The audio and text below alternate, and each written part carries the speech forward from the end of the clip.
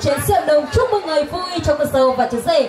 Và lời nói đầu tiên cho phép MC Ánh Dương cùng với trung tâm tổ chức sự kiện tiệc cưới, dạp cưới, nhà dạp Bên Thủy cùng với kênh YouTube quay phim Trầm Chiếu TV xin được gửi đến tất cả quý vị một lời cảm ơn chân thành, một lời kính chúc sức khỏe và lời chào mừng nồng nhiệt nhất.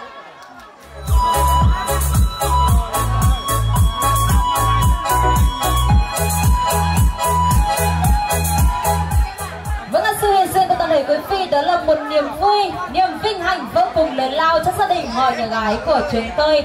Vâng, kính thưa toàn thể quý vị thân mến, chúng ta có câu nói rằng yêu nhau thì chẳng quản gần xa, cầu không tay vịt cũng lần mà sang.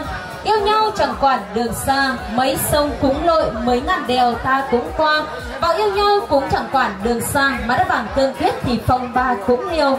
Yêu và được yêu đó là một niềm vui, niềm hạnh phúc lớn lao nhất trong cuộc đời của mỗi con người, và cũng là một món quà hết sức ý nghĩa mà cuộc sống ban tặng cho chúng ta. Vậy là sau nhiều thời gian tìm hiểu, quen biết, yêu thương nhau, tình yêu của đôi bạn trẻ đến ngày hôm nay cũng đã đong đầy, đủ năm, đủ tháng, đủ tiền, đủ gạo, đủ đạo làm chồng, đủ công làm vợ, đủ cả chữ lợi lẫn chữ duyên, đủ cả hai họ bốn bên về chung vui với đại gia đình. Và đám cưới ngày hôm nay cũng chứng minh cho tình yêu đó là của đôi bạn trẻ. Vậy thì trong giây phút này đây, với sự hiện diện đông đủ của toàn thể quý vị thì bên ban tổ chức của chúng tôi sẽ không để toàn thể quý vị phải đợi lâu hơn nữa. Xin mời toàn thể quý vị chúng ta sẽ cùng hướng ánh mắt yêu thương của mình trở về phía cổng hoa hội trực cưới để chào đón sự hiện diện của cặp đôi nương tuyệt vời nhất, giang ngây nhất trong buổi trưa ngày hôm nay. Sơn nào đẹp bằng khung giờ nửa đêm. Ngay ngày hôm qua thì chú rể vẫn còn nằm một mình, mà hôm nay chú đã có người tình nằm bên. Mà ngày hôm qua thì cô dâu vẫn còn nằm ngủ với U, mà hôm nay cô đã phải xa U mất rồi. Vậy là sau nhiều thời gian tìm hiểu, quen biết, yêu thương nhau, tình yêu của đôi trẻ đến ngày hôm nay cũng đã đong đầy, đủ năm, đủ tháng, đủ tiền, đủ gạo, đủ lậu làm chồng, đủ công làm vợ, đủ cả chứng lợn lẫn thứ duyên, đủ cả hai họ bốn bên về chung vui với đại gia đình. Và đám cưới ngày hôm nay cũng chứng minh cho tình yêu đó là của đôi bạn trẻ. Vẫn đang hiện diện tại trung tâm sân khấu của chúng tôi lúc này đây, đó chính là cặp đôi nương tuyệt vời nhất, dạng người nhất của chúng ta. Tất cả quý vị thấy cái Ánh Dương xin được gửi tới cho lời mời từ những đấng sinh thành, những bậc làm cha làm mẹ của cô dâu và chú rể sẽ cùng nắm tay di chuyển được về sân khấu để làm lễ ra mắt.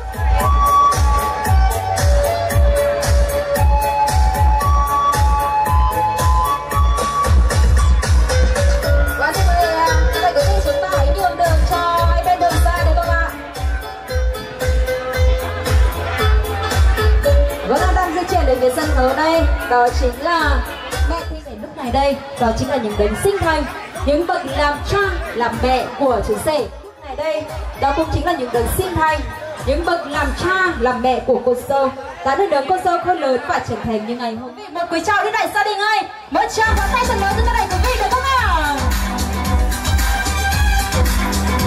Vâng, cảm ơn toàn thể quý vị rất là nhiều. Vâng, kính thưa toàn thể quý vị thân mến, ở độ tuổi này thì trai khôn thì sừng vợ, gái lớn thì gả chồng. Đó là một quy luật tất nhiên của cuộc đời. Và để rồi qua tình yêu tuổi trẻ khát khao và cháy bỏng, như có một chiếc cầu vồng bắc qua cơn mưa, như có một ánh sáng hào quang, như có một tình yêu cao sang, tình yêu mạnh mẽ. Dù ngày mai còn gian nan vất vả, thì các bạn trẻ của chúng tôi họ vẫn không quản ngại chi, vượt qua giới hạn của một tình bạn chân chính đến với một tình yêu chung thủy. Và để rồi anh về thưa với mẹ cha đồng ý cho ta lấy mình. Anh về thưa với mẹ cha đồng ý cho mình lấy ta về với mình. Để đêm trăng tình núi hiền hòa, tình yêu của đôi trẻ thật sự đẹp như ánh bình minh. Đó cũng chính là lý do mà bên ban tổ chức của chúng tôi cũng như toàn thể quý vị, chúng ta đã trở lại với quê hương bản Đán 2, xã Trình Sàng, huyện Yên Châu, tỉnh Sơn La để cùng chung tay chúc mừng hạnh phúc cho cô dâu và chú rể được nên duyên chồng vợ. Vậy thì trong giây phút này đây, với sự hiện diện đông đủ của toàn thể quý vị, thì cho phép ban tổ chức của chúng tôi thay lời cho anh em những người làm chương trình, đỡ lời cho cô dâu và chú rể, đỡ lời cho hai bên gia đình.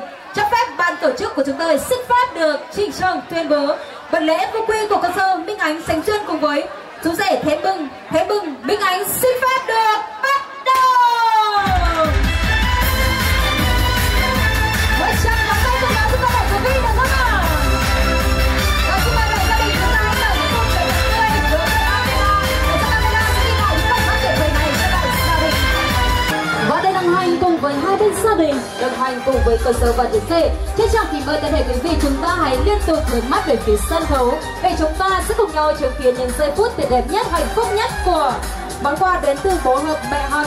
Và kính thưa toàn thể quý vị trân trọng và kính mến, chúng ta có câu nói rằng ơn dưỡng dục thì muôn đời ghi tạc, nghĩa sinh thành không thể nào quên. Vợ chồng dì Phan Định. Xin được trân trọng kính mời món quà thứ hai đến từ vợ chồng dì Phan Định đi ạ. Hãy đã di chuyển ở phía sân khấu dành tặng những món quà của mình tới con dâu và chú rể đi nào. Trân trọng kính mời. Khi mà dì Phan Định trao quà xong thì xin mời dì chúng ta sẽ đứng lại trên sân khấu để cho camera sẽ chụp lại những khoảnh khắc tuyệt vời này cho hai bên gia đình.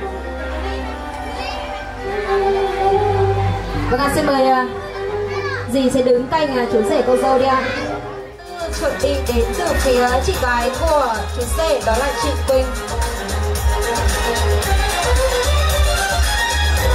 Và dì Văn cũng có một món quà là một chiếc vòng kiềng dành tặng tới cô dâu Minh Ánh của chúng tôi.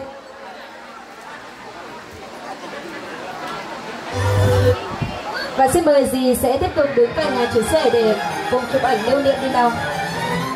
Và luôn thành công trong cuộc sống.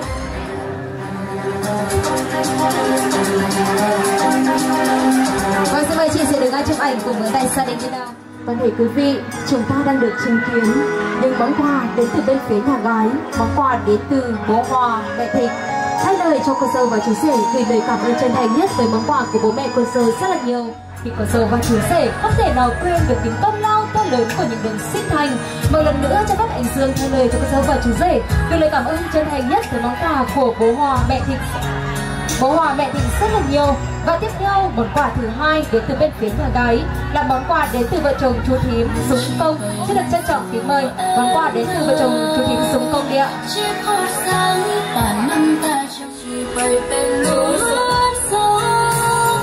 mời chú sẽ có những món quà của mình dành tặng tới cô dâu và chú rể đi ạ. Hãy lời cho cô dâu và chú rể gửi lời cảm ơn chân thành nhất tới món quà của vợ chồng chú Thím Súng Công rất là nhiều. Kính chúc vợ chồng cô chú Thím sẽ luôn có thật nhiều sức khỏe, niềm vui, hạnh phúc và thành công trong cuộc sống. Xin mời chú sẽ đứng chụp ảnh lưu niệm cùng với đại gia đình đi nào. Của đôi bạn trẻ và lát cắt thứ hai thể hiện cho sự thuận hòa viên mãn trong tình yêu. Và lát cắt thứ ba tượng trưng cho hạnh phúc, gia đình và sự nghiệp. Và bánh này là bánh phu thê, tình trong thắm thiết ta về với nhau, cùng chung bước đến mai sau. Vì chung chung thủy sắc màu tình yêu. Một tràng pháo tay thật lớn tất cả để quý vị dành cho sân rể dòng suối bánh trắng tinh khôi đợi mây. Để quý vị chúng ta đang được chứng kiến cô dâu và chú rể của chúng tôi, họ đang tay trong tay.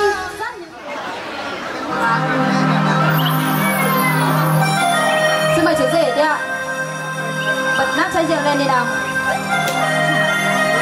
Vâng, rất là tuyệt vời. Chai nào tình yêu của chú rể dành vào dâu cũng rất là mạnh mẽ. Xin mời hai em chúng ta cùng nắm tay trong tay rót lên 6 ly rượu để dâng lên những đấng sinh thành của hai bên gia đình. Và đúng như câu nói, em như những giọt rượu hồng, dịu dàng ấm áp mặn nồng bên anh. Em như ngày vui thì hai con hạnh phúc, 2 ly rượu nồng chúc phúc mẹ cha. Sau đây xin mời cô dâu sẽ cầm 2 ly rượu của mình dâng lên những đấng sinh thành của chú rể, và chú rể sẽ cầm 2 ly rượu của mình dâng lên những đấng sinh thành của cô dâu. Xin mời hai em đi ạ.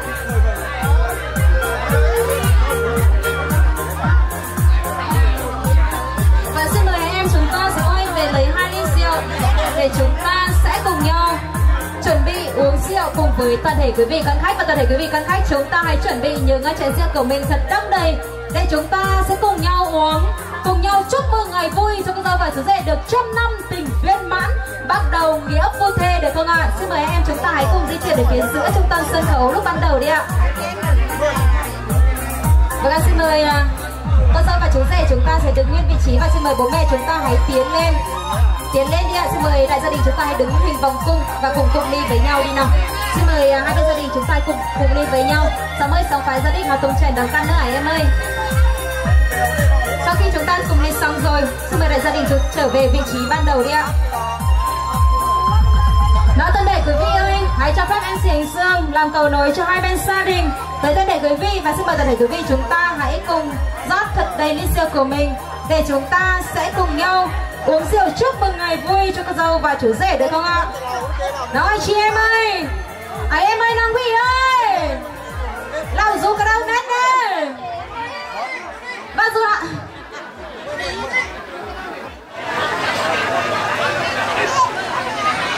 Vừa không vừa rồi toàn thể quý vị chúng ta đã được chứng kiến ơn tới toàn thể quý vị bằng một chút tiếng Thái Yên Châu của chúng ta.